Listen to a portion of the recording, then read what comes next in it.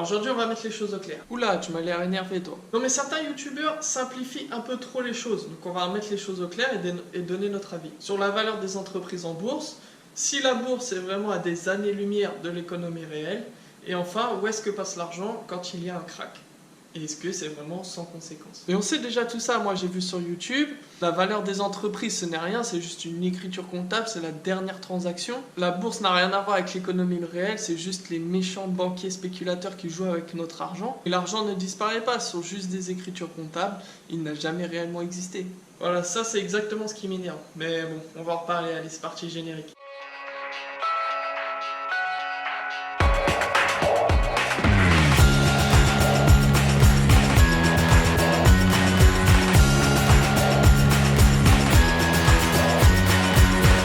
Alors commençons par la valeur des entreprises. La capitalisation boursière et la valeur d'une entreprise sont deux choses différentes, et les pseudo-experts de YouTube mélangent souvent ces deux choses. La capitalisation boursière, c'est combien est-ce qu'il me faudrait dépenser pour acheter la totalité des actions qui sont en circulation sur le marché, et donc posséder l'entreprise totalement. La valeur de l'entreprise, je ne vais pas entrer dans les détails, mais il y a trois méthodes différentes pour calculer la valeur d'une entreprise, et c'est différent de la capitalisation boursière. La capitalisation boursière est parfois utilisée comme valeur d'entreprise pour simplifier les choses, mais ce n'est pas vraiment la valeur de l'entreprise. Donc les pseudo-experts de YouTube font souvent cette confusion. Ok, ils ont été un peu confus, mais en réalité on s'en fiche. Quand la capitalisation boursière baisse, bon bah ça change pas grand chose. Comme un youtubeur disait, c'est comme pour une voiture. Quand la valeur de notre voiture diminue, bon bah qu'est-ce que ça change pour nous? Est-ce qu'elle roule moins bien? Est-ce qu'elle est moins utile? Non, ça change strictement rien. Pour la bourse, c'est pareil. Il n'y a aucun lien entre ce jeu boursier et l'activité et la valeur réelle de l'entreprise. Oui, mais en fait, non. Tout d'abord, la bourse, c'est pas un jeu. La bourse est faite pour anticiper et prévoir notamment les évolutions économiques, de croissance, de bénéfices des entreprises. Et donc mesurer l'activité réelle. Dire qu'il n'y a aucun lien entre la bourse sous prétexte qu'elle anticipe et que sa fonction c'est d'anticiper l'activité réelle, ça serait comme dire qu'il n'y a pas de lien entre les prévisions météo et la météo en elle-même. Ça n'a strictement aucun sens. On peut se tromper parfois, mal anticiper, mais on ne peut pas dire qu'il n'y a aucun lien entre la météo et ses prévisions. Bon, bah pour la bourse c'est pareil, les prévisions de l'activité réelle, c'est pas parce qu'on se trompe, des fois on surévalue, on sous-évalue, on veut dire qu'il n'y a aucun lien avec l'activité réelle en elle-même. On le voit bien par exemple avec la crise du Covid. Alors, on anticipe des baisses de la production, de la croissance, de l'activité des entreprises, donc une baisse des revenus, et c'est ça qui engendre une baisse des cours. Et aujourd'hui, les chiffres le confirment.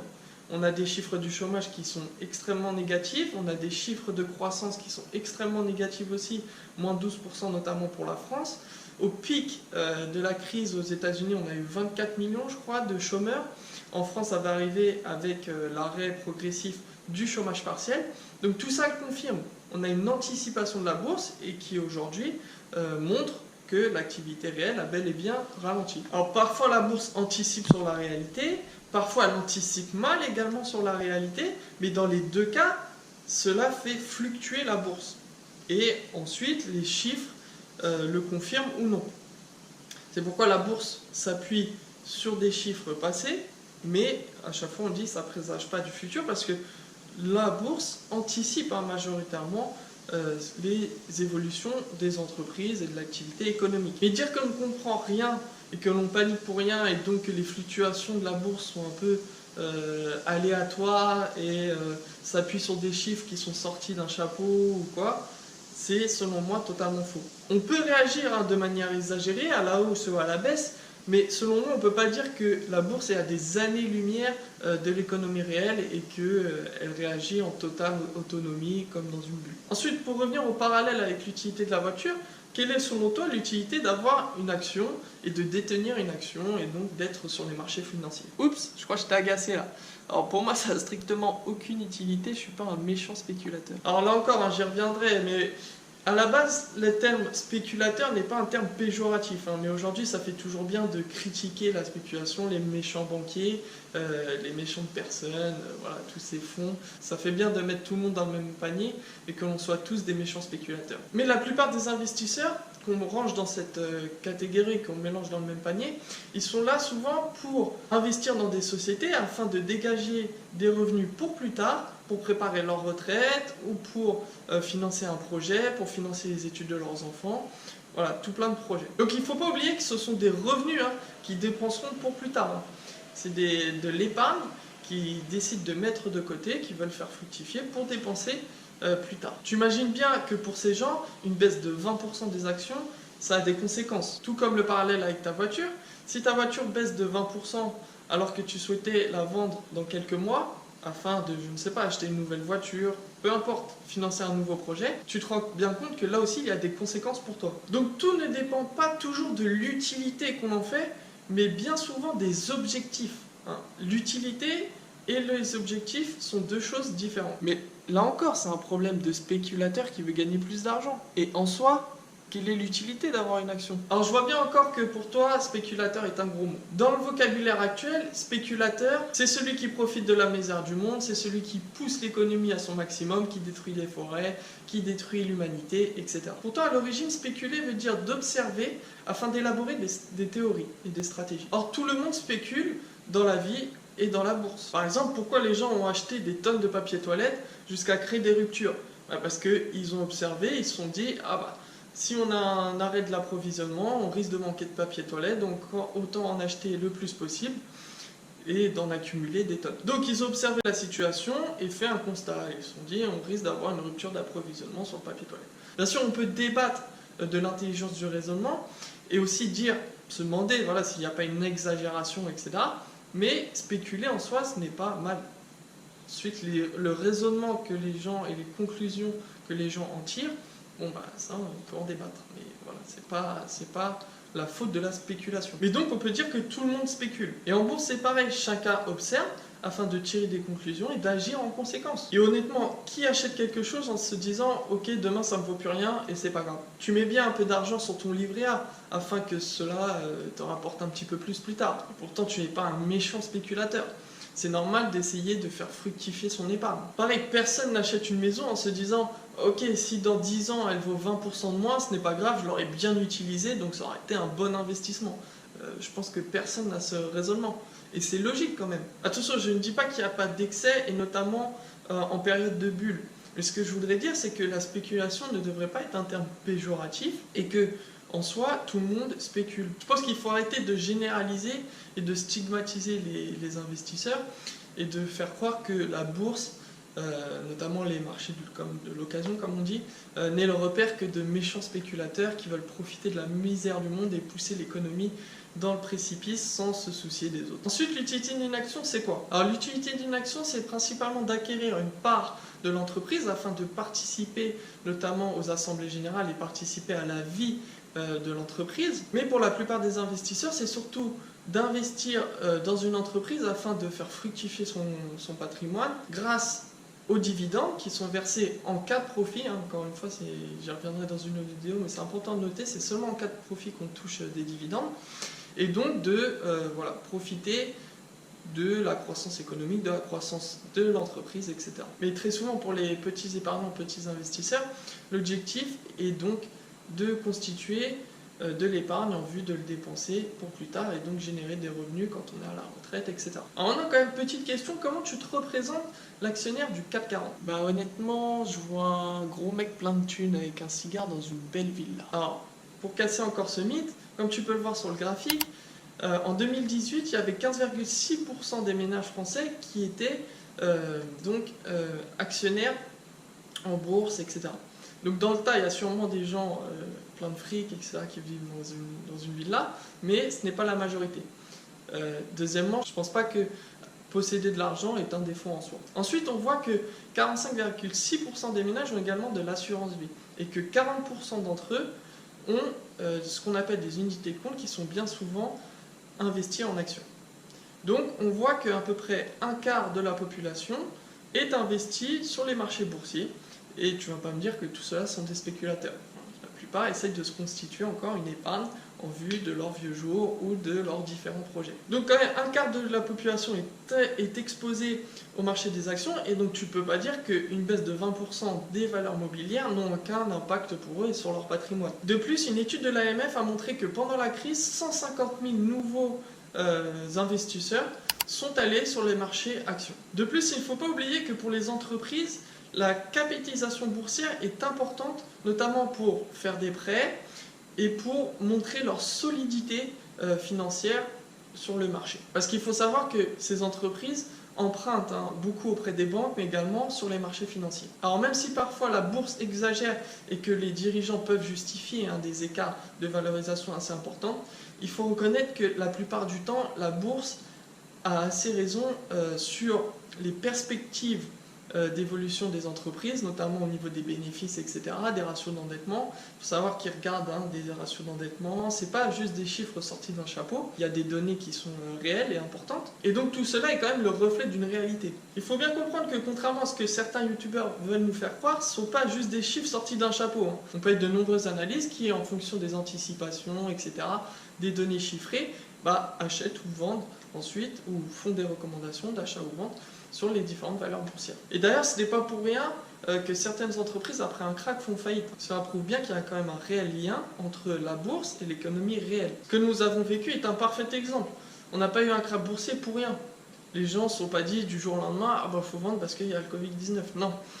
Ils se sont dit qu'il fallait vendre parce qu'ils anticipaient avec les mesures prises, les mesures sanitaires pour arrêter la pandémie, que ça allait coûter très cher en termes de croissance, en termes de bénéfices des entreprises, et donc que tout cela allait impacter les revenus, les bénéfices, etc., les salaires, le chômage, voilà, ça, tout un tas de connexions. Et les chiffres d'aujourd'hui le prouvent. Voilà. On peut dire que la bourse a assez bien anticipé les différentes conséquences que la crise sanitaire allait engendrer. Voilà, comme j'ai dit, aux États-Unis, un chiffre record en termes de nombre de chômeurs. En France, ça a commencé à augmenter également.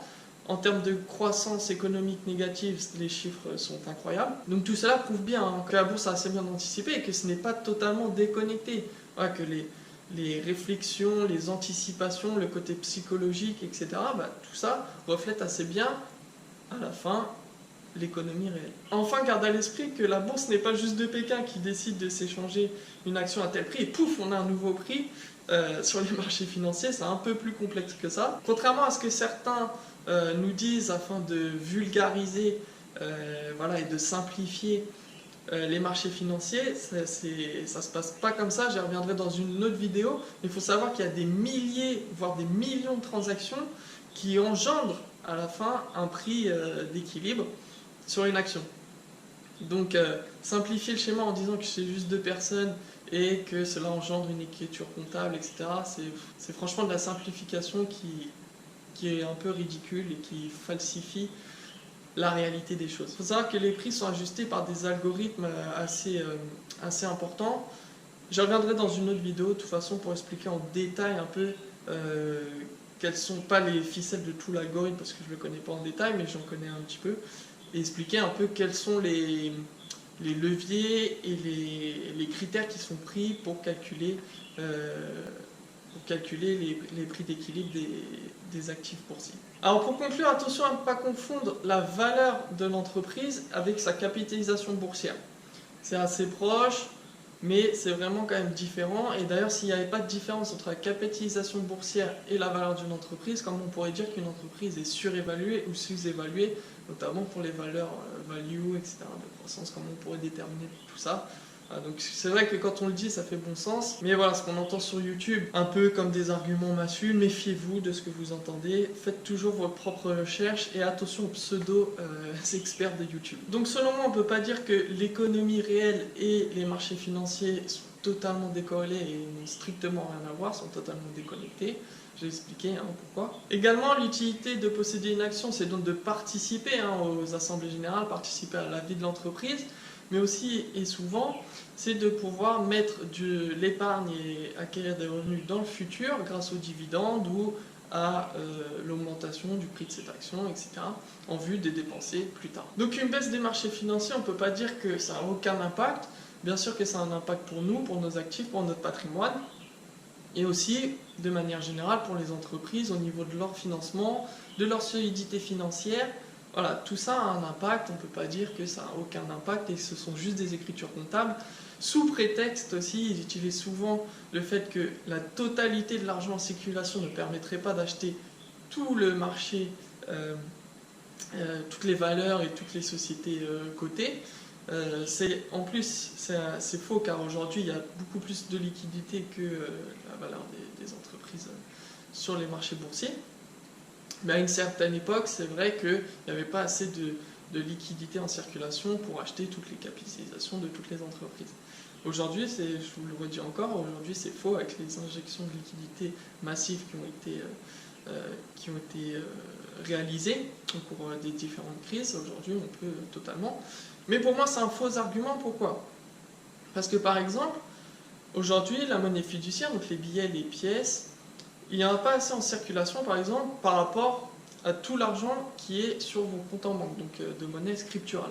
C'est-à-dire que aujourd'hui, on a à peu près 20%, je crois, de monnaie fiduciaire par rapport à la quantité de monnaie scripturale qu'on a. C'est-à-dire que si à peu près 21% de la population décidait de retirer tout l'argent qui était sur leur compte, on pourrait plus ensuite retirer de l'argent dans le distributeur. Est-ce que pour autant, l'argent qui est sur notre compte en banque n'existe pas? Non, pas du tout. Même si c'est une écriture comptable, même si c'est un instant T, cela a de la valeur et notre argent existe, je pense, j'espère. Pour la bourse, c'est pareil. Surplus de liquidité où la transaction qui a été générée, les millions de transactions qui ont été générées et qui ont déterminé un prix d'équilibre, a généré un surplus à l'instant T. Ce n'est pas pour ça que la valeur de l'entreprise est totalement irréelle et que l'argent ne vaut rien, que l'actif ne vaut rien, que c'est juste une écriture comptable et que quand un crack se passe, hop, l'argent disparaît et ça n'a aucune conséquence. Pour moi, ça c'est totalement fou. Et comme j'ai dit, la valorisation boursière n'est pas inutile, hein, ça montre la solidité de l'entreprise, ça lui permet de se financer auprès des banques et des marchés financiers, hein, grâce à des obligations d'entreprise. Il ne faut pas oublier que c'est aussi extrêmement important comme financement pour les entreprises. Et donc les capitalisations, les ratios, les analyses, etc. ne sont pas sortis au hasard d'un chapeau, non, ce sont des gens qui ont réfléchi, qui ont analysé, qui sont documentés, qui ont fait des recherches, et voilà, de ça découle une opinion et une prise de décision d'achat ou de vente. Enfin, n'oubliez pas, le prix de cotation, c'est pas juste deux personnes qui décident de s'échanger une action et pouf, ça fait un nouveau prix. Il y a des millions de transactions qui engendrent via un algorithme un prix d'équilibre pour les différentes valeurs cotées. Juste pour finir, je n'ai pas parlé de la séparation entre banque d'affaires et de dépôt. On dit que voilà, c'est les mots de tout le système financier, voilà, que si on arrivait à séparer ça, il n'y aurait plus aucun problème, enfin il y aurait moins de problèmes, etc. Alors d'abord, c'est pas tout à fait... Alors je suis plutôt d'accord avec ça, hein, mais d'abord il faut noter qu'il y a eu énormément de réglementations aux États-Unis et en Europe afin de séparer les activités de banque d'affaires et de banque de dépôt. J'ai travaillé dans la banque, aujourd'hui je peux vous dire que quand même c'est extrêmement séparé et extrêmement contrôlé. Ils sont souvent dans des locaux différents, etc. Ensuite, malheureusement, c'est vrai qu'aux États-Unis, ça commence à assouplir ces dispositifs. Mais voilà, ce que je voudrais dire, c'est qu'il ne faut pas oublier que tout ne vient pas des problèmes de la banque d'affaires, hein, donc là où il y a les méchants spéculateurs. Il ne faut pas oublier qu'on prend souvent l'exemple de la crise des subprimes. Moi, je voudrais rappeler quand même que la crise des subprimes, ça vient tout d'abord des banques de dépôt qui décident d'octroyer des crédits à tout va, sans contrôle, sans bon sens, sans réglementation. Certes, après, ça a été amplifié par les produits dérivés, mais il ne faut pas oublier au départ que c'est la banque de dépôt qui a octroyé trop de crédits à des gens qui étaient trop fragiles, et donc voilà, qui a découlé sur une crise financière. C'est juste ce que je voulais rappeler. Donc n'oublions pas quand même l'origine du mal. Voilà, merci d'avoir regardé jusqu'à la fin. Je sais que c'était un peu long, mais c'était important d'exposer mon point de vue. J'espère que ça vous a plu. N'hésitez pas à liker, à vous abonner, à laisser un commentaire et activer la petite cloche pour ne pas louper les prochaines vidéos. Pour la prochaine vidéo, je vais essayer un nouveau format. J'aimerais qu'on réalise un portefeuille d'actions. Donc je vais vous proposer en fait des valeurs à intégrer à votre portefeuille pour vous constituer un patrimoine pour plus tard. Donc dites-moi en commentaire si ça vous intéresse. Voilà, je pense sélectionner 1 à 2 actions par mois Pour commencer, après on verra si ça marche bien, j'accélérerai peut-être le rythme de ces vidéos. Je vais également faire plus de vidéos pédagogiques, vraiment sur la bourse, comment vous constituer un patrimoine, sur les assurances vie, les différents types d'ordre de bourse, tout ça, etc. Vraiment vous aider pour vous constituer une épargne et des revenus pour plus tard en vue de la retraite ou différents projets que vous pouvez avoir. Laissez un petit commentaire pour dire si ça vous intéresse, qu'est-ce qui vous intéresse. Et voilà, c'était Nono pour Optimus Patrimoine, à la prochaine.